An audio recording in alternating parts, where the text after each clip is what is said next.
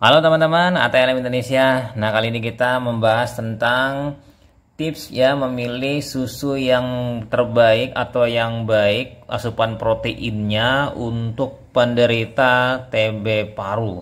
Nah, kita tahu ya penderita TB paru itu terinfeksi oleh Mycobacterium tuberculosis. Jadi, selain mendapatkan pengobatan dari dokter, pengobatan OAT, obat anti tuberkulosis, juga salah satunya yaitu teman-teman penderita TB paru itu wajib mengkonsumsi makanan yang sehat, bergizi, karena biasanya orang penderita TB paru itu berat badannya akan menurun. Kenapa seperti itu?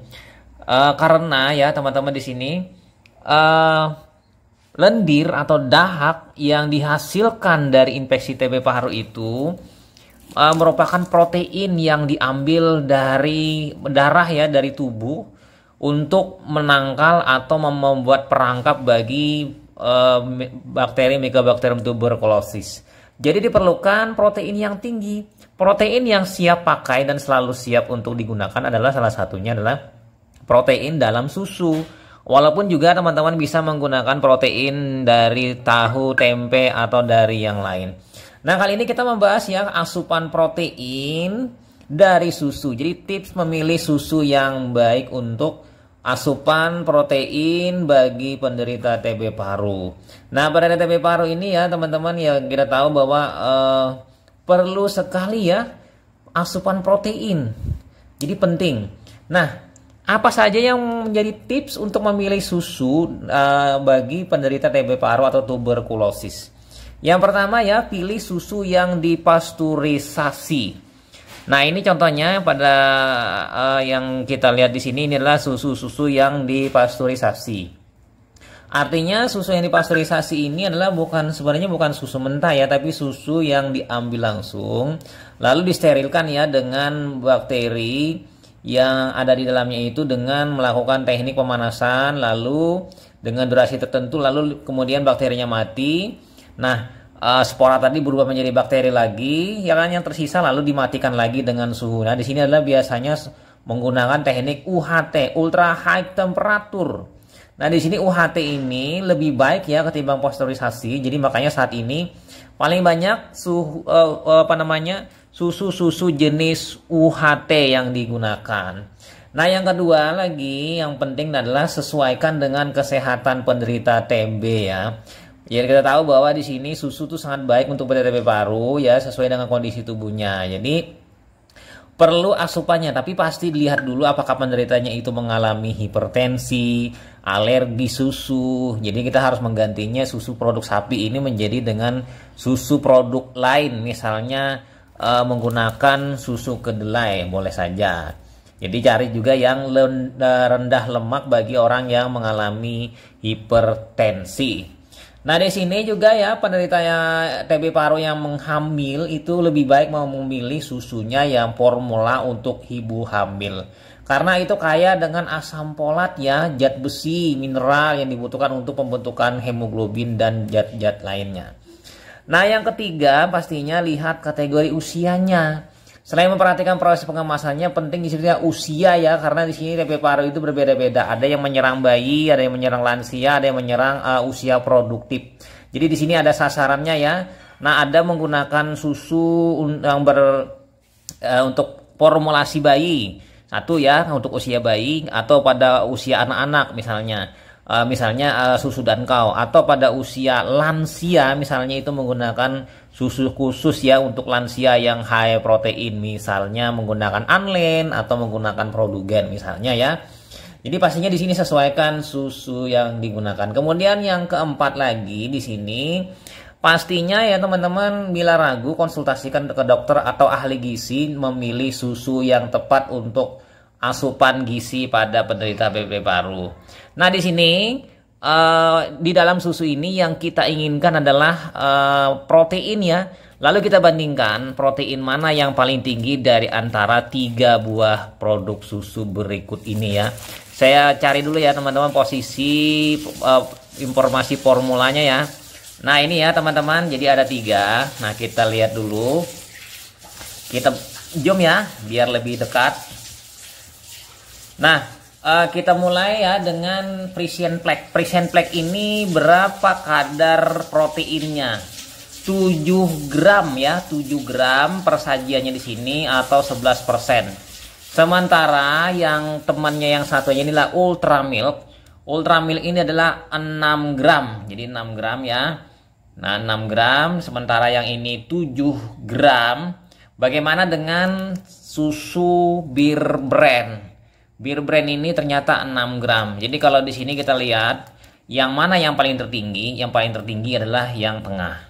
Jadi teman-teman bisa memilih pilihan UHT ya kalau memang budgetnya pas-pasan untuk pengobatan TB paru. Jadi teman-teman bisa menggunakan UHT.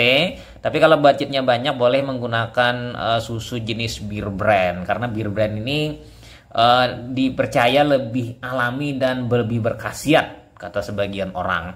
Tapi pada prinsipnya susu pada prinsipnya hampir-hampir sama saja dengan yang lain ya teman-teman. Dan di sini pastinya lagi ya untuk teman-teman bagaimana cara mengkonsumsinya. Nah, dalam perhitungan di video sebelumnya yang saya bahas mengenai asupan protein dari susu, yaitu teman-teman idealnya sebenarnya mengkonsumsinya ini adalah sekitar 3 kaleng atau 3 kotak UHT seharinya ya. Pagi, siang, dan malam.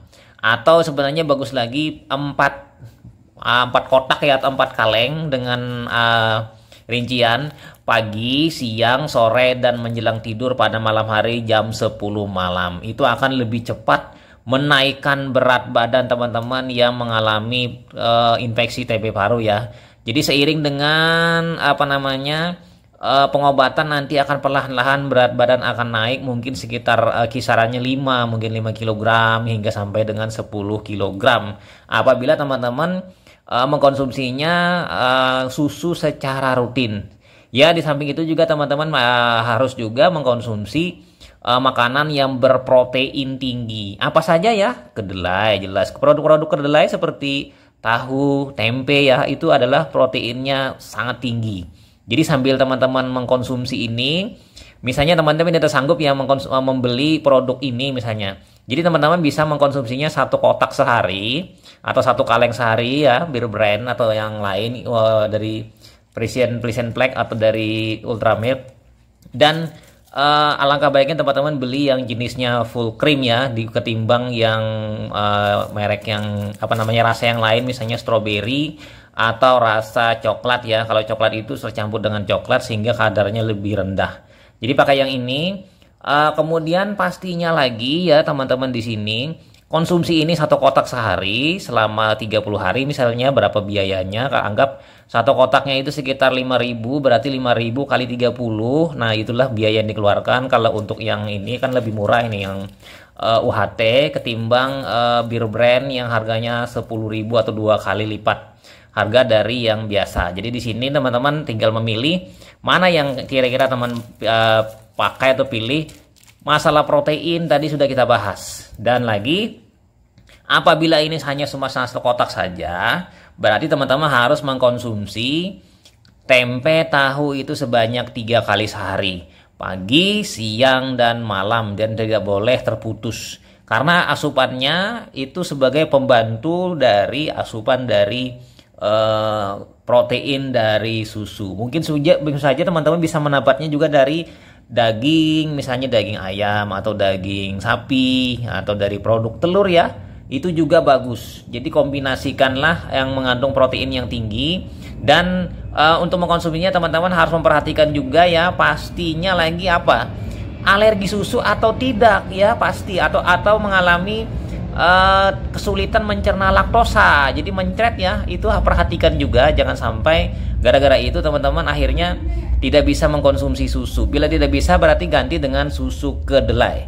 Nah, jadi bisa juga formulasinya seperti ini, susu UHT 1, susu kedelai 1, kemudian makan telur ya, telur ayam atau telur itik, tahu tempe ya kan, kombinasinya itu akan tinggi protein ya, terutama untuk teman-teman yang kena TB paru tadi. Biasanya seperti itu akan cepat sekali kenaikan berat badan. Oke ya, kira-kira itu saja teman-teman. Semoga bermanfaat bagi teman-teman dan pastinya teman-teman jangan lupa jangan putus obat, karena putus obat akan menyebabkan resistensi pada penderita TB paru. Salam sehat, semoga teman-teman menyimaknya dan semoga bermanfaat bagi kita semuanya. Sampai jumpa. Bye.